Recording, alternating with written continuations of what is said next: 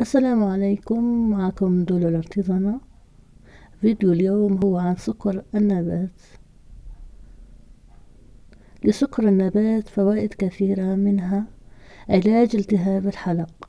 يساعد سكر النبات على التخفيف من حدة التهاب الحلق والكحة، وينصح بتناول سكر النبات مع الفلفل الأسود لنتائج أفضل.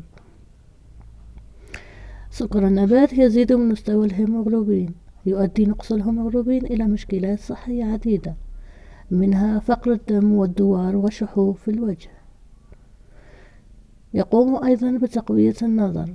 ننصح بطحن سكر النبات وخلطه مع اللوز المطحون وبذور الشمر، إذ يساعد على الوقاية من مشكلات النظر.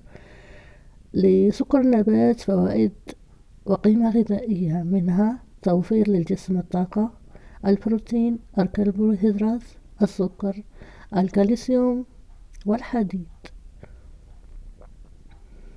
كانت معكم دولة.